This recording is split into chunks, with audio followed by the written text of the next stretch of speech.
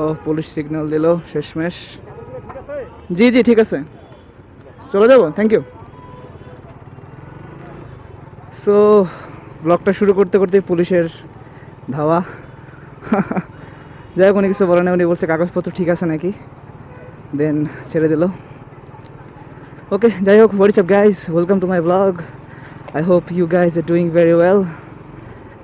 So অনেক দিন পর আজকে আমি ব্লগ করতে আসলাম, মানে অনেক দিন বলতে আসলে অনেক দিন হয়ে গেছে। আমি কোনো একটা কারণে আমি একটু ডিপ্রেস ছিলাম, মেন্টালি ডিপ্রেস ছিলাম, তো এর জন্য আমার ব্লগ করা হয়নি এতদিন। তো আজকে বের হলাম একটা কাজের জন্য, সেটা আপনারা হয়তো থাম্বনেল দেখে বুঝে গেছেন কি কাজে বের হয়েছি। ইয়েস, আমি আমার বাইকটাকে অ্যাসেফ করে ফেলবো। অনেক বছর ধরে তো চালাইলাম, এটা 3 বছরের মতো হয়ে যাবে সামনে। তো অ্যারাউন্ড 3 বছর চালালাম নেকেড বাইক, এখন একটু ফেয়ারিং বাইক চালাবো। স্পোর্টস বাইক না, ফেয়ারিং বাইক। অ্যাসেফ হচ্ছে ফেয়ারিং স্পোর্টস ফেয়ারিং, সরি ভুল বলছি। তো এটা করে ফেললে অ্যাটলিস্ট একটু ড্যাশবোর্ডটা বদলায় যাবে, আর একটু সিটিং পশ্চারটা বদলাবে। তো ওইটাই জন্যই আর কি বেসিক্যালি কাজটা করা। ও এই রোডের অবস্থা, অনেক জ্যাম। তো যাই হোক, আমি বংশালে যাই কথা বলতেছি, কারণ ওইখানে আমার দোকানে আমি কথা বলে আসছি আগেই। তো ওইখানে গিয়ে আমি জাস্ট আগে পার্টসগুলো দেখবো সবগুলো অ্যাভেলেবেল হয় কি না, তারপর ওখান থেকেই শুরু করব, তারপর ওখান থেকেই কাজ টাজ যা করার করব। তো এখানে আমি আর রাস্তার ভিউ দেখাচ্ছি না, প্রচুর যেহেতু জ্যাম। তো সরাসরি বংশালে যাও, এখানে গিয়ে কথা হবে। So tata. এই বংশালের রোড অলওয়েজ এরকম একটা অবস্থা থাকে, কাজ করাইতেও ঝামেলা, আসতেও ঝামেলা। আসলে উচিত বংশালটা শিফট করে ফেলা এই একটা গলি থেকে, মানে মিরপুরের দিকে যদি নিয়ে যাওয়া হয় তাহলে বেটার। কারণ মিরপুরের রোড, মিরপুর 60 ফিট যে রোডটা এনাফ ওয়াইড, অ্যান্ড হচ্ছে প্রচুর পরিমাণ বাইকের শপ আছে। সো ওই জায়গায় একটু রিল্যাক্সে কাজ করা যায় আর কি, লাইক বসার জায়গা থাকে, আর রাস্তাটা এতটা ন্যারো না, কমফোর্টেবল ফিল করা যায়। বাট এই জায়গার অবস্থা টোটালি ডিজাস্টার একটা, বলার বাইরে। যারা আসে এরা বুঝতেছেন। আমার আজকে এই কাজটার জন্য আমার কয়েকটা ফ্রেন্ড রাজি হয়েছিল যে আসবে। তো এরা বলে যে ভাই আসলে তো বাইক রাখবো কোথায়, যে দোকানে কাজ করে সেই দোকানে শুধু যেই বাইকটা কাজ করে ওই বাইকটাই রাখতে দিবে, আর কোনো বাইকগুলো রাখতে দিবে না। তো এখন আর কি করার, আমি বলি তাহলে থাকো তোমরা, আমি যাই, আমার একটা ফ্রেন্ড আছে পিছনে, ওকে নিয়ে এসে বললাম। দোকান কোনটা জানি, আচ্ছা এইটা মনে হয়, ইয়েস এটাই শপ। সো সুজুকির আমি এখন নামি। ও গড, রোডের যে অবস্থা, লিটারালি শকড। আমাদের এখানে সব টাইপের স্পেয়ার পার্টস আছে। সুজুকি জিক্সার, এটা কি জিক্সারের নতুন মডেল না ভাইয়া? নতুন মডেলের, আচ্ছা। আর ট্যাঙ্কের যে কভার এগুলো আছে, চাবির রিং। না অনেক দিন আগে কথা বলে গেছিলাম, বাট ইয়ের জন্য আসতে পারিনি আর কি। যাই হোক, এখন ওনার পার্টসগুলো আসলাম, পার্টসগুলো দেখাইতেছি সরাসরি। আর আপাতত এখানে সুইচ করি, মানে অফ করি ক্যামেরাটা, দেন আমি সবগুলো বক্স একসাথে সব দেখাবো। সো টিল দেন ওয়েট করেন, tata.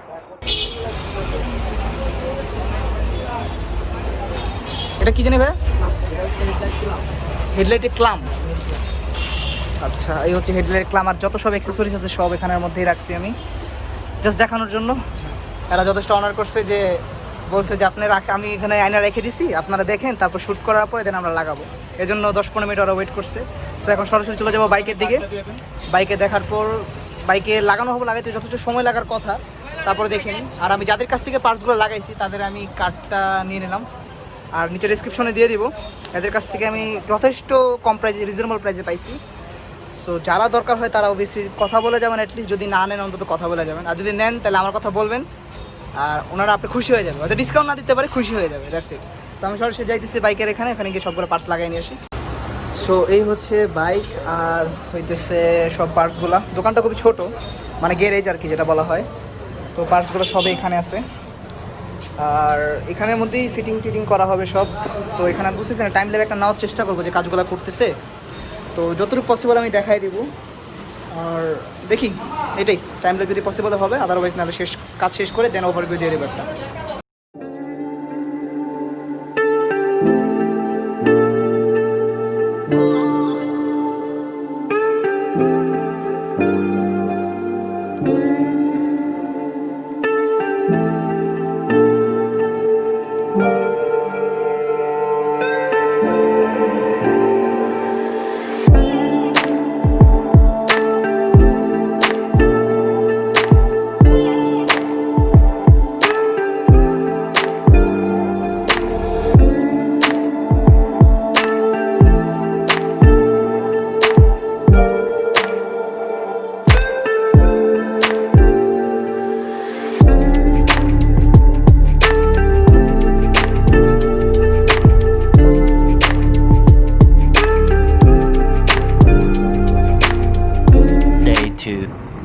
Okay guys, welcome to my new SF.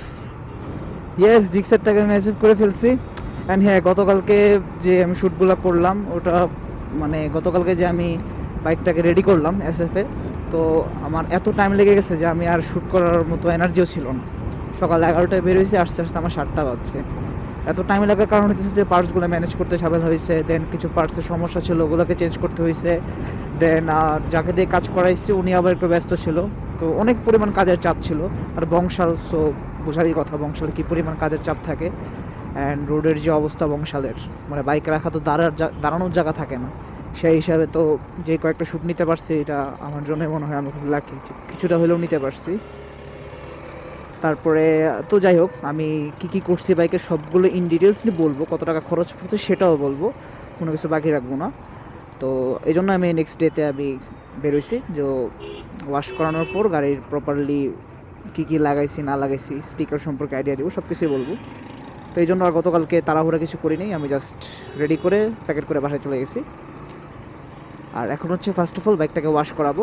Wash করার পর আগে একটু ভিউটা তো সুন্দর হইতে হবে অ্যাটলিস্ট, তো আগে সুন্দর করে নিই বাইকটাকে। সুন্দর করার পর দেন কী লাগানো হয়েছে সব কিছু বলবো। লুকিং গ্লাস, তারপরে উইন্ডশিল্ড যেটা আছে বা হচ্ছে ভাইজর, সেগুলো কত দিয়ে কিনছি, কীরকম, সব কিছুই বলবো। সো আগে ওয়াশটা করায় নিই, দেন কথা হবে।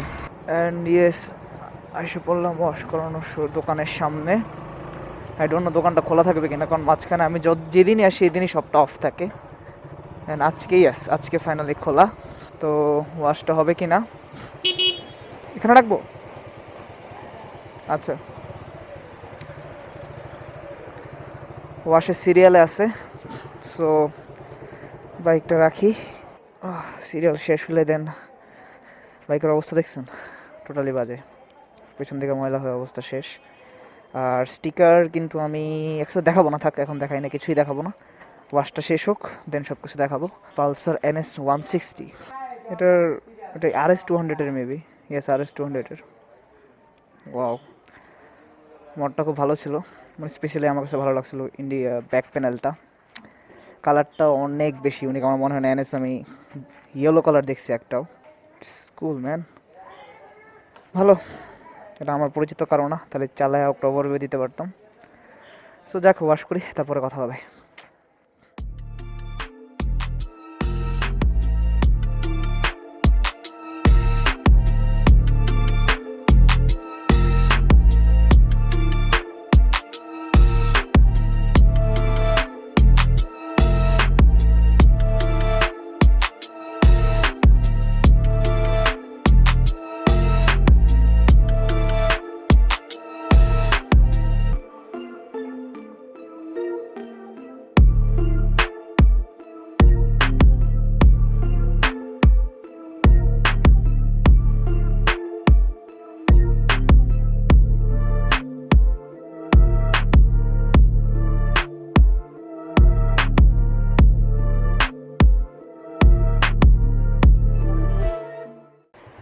So bike wash complete. এখন ভালো একটা জায়গায় যাই, যা দেখি কিছু করতে পারি কিনা, অ্যাটলিস্ট বলতে তো হবে কখন কী করছি। যদি সম্ভব হয়, ভালো প্লেস যদি পাই তাহলেই করব, আদারওয়াইজ তো পসিবল হবে না। হ্যাঁ বাবু, ওহ নতুন এখন ওয়াশ টাশ করার পর বাইকটা চালানো ভাবে আলাদা ভাইয়া। যাই হোক, আমি ব্লগটা আর বেশি বড় করব না, আমি জাস্ট বাইকে কী কী লাগাইছি ওগুলো জিনিসটা দেখাবো, স্টিকার কোনটা করছি সেটা দেখাবো এবং প্রাইসগুলো বলে দিয়ে দেন ব্লগটা এন্ড করে দেবো। বিকজ অফ ব্লগটা আসলে অনেক বড় হয়ে গেছে আমার যেমন হয়েছে, তো গল্পের মধ্যে শেষ করে দেবো। প্রাইসগুলো আপনাদেরকে জানাবো, আর হচ্ছে বাইকটা দেখতে কীরকম লাগতেছে, এই কয়েকটা জিনিস জাস্ট, আর কিছু নাই।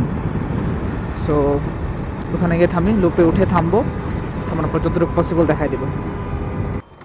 সো এখানে কিছুক্ষণ থামি। সো এই হচ্ছে আমার এসএফ, মানে আমার জিক্সারটাকে এসএফ করছি, এটা হইতেছে এর ফুল লুক। আই হোপ আপনারা দেখতে পারতেছেন। মাত্র ওয়াশ করে নিয়ে আসছি, দ্যাটস ওয়াই বাইকটা এখন একটু ক্লিন আর একটু ভেজা ভেজা আছে। আর এই হইতেছে অবস্থা। মিররগুলো খুব সুন্দর লাগছে আমার কাছে, ইন্ডিকেটর সহ আমার কাছে জোস লাগতেছে, সত্যি বলতে আসলেই জোস লাগতেছে। মানে আর কি বলবো ভাই, বলার কিছু নাই। শখ ছিল জিক্সারটাকে অ্যাসেফ করার, করছি, অনেক টাকা খরচ গেছে আই নো, বাট মনের মতো সাজাতে পারছি। বাট একটা জিনিস আমার মিসিং আছে, সেটা হচ্ছে উইংলেট একটা লাগানোর কথা ছিল, বাট ওটা দোকানে পাই নাই। পাইছি, এটা হচ্ছে সিলভার কালারের, বাট আমার দরকার হচ্ছে ব্ল্যাক কালার, সো পাইলাম না। তো এখন আমি কী কী লাগাইছি এগুলো জিনিস আমি আপনাকে বলবো। তো এই হচ্ছে মানি রিসিট, আই থিঙ্ক আপনারা দেখে নিতে পারেন, পজ করে দেখে নিতে পারেন। যাই হোক, আমি এখন বলি ফুল কিট যেটা হয়েছে এসএফের, এই ফুল কিট নিচে এই উইন্ডশিল্ডটা বাদে, জাস্ট এগুলো কিট পায়রা বাদে, পায়রা তো আমার জিক্সারে ছিলই, পায়রাটা বাদে এই সাইডের কিট সেম। এটা পড়ছে আমার 14,000 টাকা, ঠিক আছে, 14,000 টাকা পড়ছে এটা। দেন আমার এগুলো নতুন লাগাইতে হয়েছে, যে ক্লিপগুলো বা নাট বল্টু যাই বলেন, এইটাকে কিনতে হয়েছে 100 টাকা করে। দেন আমাকে যেগুলো নাট মানে কিটটাকে সেট আপ করার জন্য যে অনেকগুলো নাট আছে, এই নাটগুলো আমাকে এক্সট্রা কিনতে হয়েছে, যেটার জন্য আমাকে চার্জ ধরা হয়েছে 400 টাকা, ঠিক আছে, এটা 350 টাকার মতো রাখছি আর কি, এটা ধরা হয়েছে। দেন হচ্ছে মজুরি রাখা হয়েছে আপনার 1,000 টাকা, এই হচ্ছে টোটাল কস্ট আমার। তারপর আমার যে উইন্ডশিল্ডটা গেছে, উইন্ডশিল্ডটার খরচ পড়ছে আনুমানিক 600 টাকার মতো। এই হচ্ছে উইন্ডশিল্ডটা 600 টাকা, আর হচ্ছে লুকিং গ্লাস পড়ছে আমার 1800 টাকা। আর এখানে যে স্টিকার আছে, এটা হচ্ছে জিক্সার 2019-এর যে এবিএস মডেলের স্টিকারটা, এই জন্য এবিএস সাইন দেখাইতেছে, বাট এটাতে এবিএস নাই। মেইন এসএফের যে স্টিকারটা ওইটা করাইতে লাগছে আমার হচ্ছে 1,000 টাকা, আবার এটাকে লাগাইতেও মজুরি দেওয়া লাগছে। সো বেসিক্যালি আর কি বলবো, খরচ এনাফ পরিমাণে হয়েছে, আর কিছুই লাগাই নাই, সব কিছু নর্মালি। জিক্সার স্টার্ট অফ হয়ে গেল, জিক্সার 21,196 কিলোমিটার রানিং। আর হচ্ছে একটা এটা বাম্পারটার খরচ পড়ছে আমার 650 টাকা, ওর 600 সামথিং এলস এরকম একটা পড়ছে, এটা বাজেটের মধ্যে লেখা ছিল না। আমার টোটাল খরচ পড়ছে 18,900, ঠিক আছে, মানে 19,000-এর কাছাকাছি খরচ গেছে সব কিছু মিলায়ে। আর পিছন দিকে কোনো কিছু চেঞ্জ করা হয়নি, কিছুই করা হয়নি, জাস্ট সামনের দিকে যতটুকু কাজ করা সবগুলোই করা হয়েছে। I think look like awesome. আর এটা নিয়ে এখন প্রতিগুলো ব্লগ হবে। আচ্ছা, ওই পার্কিং লাইটটা জ্বালিয়ে নেই, নীল পার্কিং লাইটটা আসলেই জোস লাগে। আর সবচেয়ে জোস লাগতেছে হচ্ছে এটার এলইডি ইন্ডিকেটরটা, এলইডি লুকিং গ্লাস যেটাকে বলে, সরি বারবার ভুল করতেছি, এলইডি লুকিং গ্লাসটা সবচেয়ে বেশি জোস, স্পেশালি রাত্রেবেলা যা লাগে। এবং এটা একটা ইন্টারেস্টিং ফিচার্স আছে, ফিচার্স হচ্ছে এই যেটা এখন দেখতে পাচ্ছেন কিনা, ইন্ডিকেটর জ্বালা রাখলে এখানেও সাইন দেয়, মানে আপনি বুঝতে পারবেন যে ইন্ডিকেটর জ্বলতেছে, হুইচ ইজ ভেরি অসাম। তো যাই হোক, আমি বাইকের একটা ওভারভিউ দিয়ে দিই, তো তারপরে আপনারা দেখেন, আর ব্লগটা এখানে এন্ড করে দেবো, আর বেশি বড় করব না। সো দ্যাটস ইট, আমি একটা ওভারভিউ দিই, দেন খতম।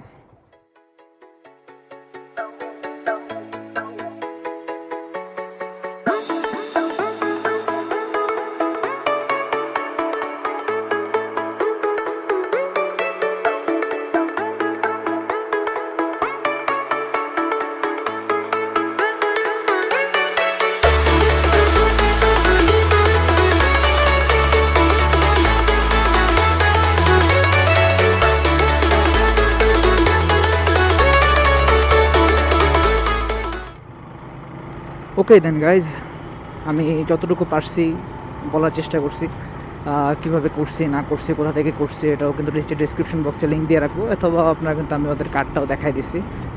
সো এটাই, আমি ব্লগটা বেশি বড় করতে চাই না, আমি চাইলে আরও ডিটেলস দিতে পারতাম, বাট অধিকাংশ মানুষজন এই ব্যাপারে জানে, তো সবাই যেহেতু জানে, তো এত স্পেসিফিকলি বলার কিছুই নাই।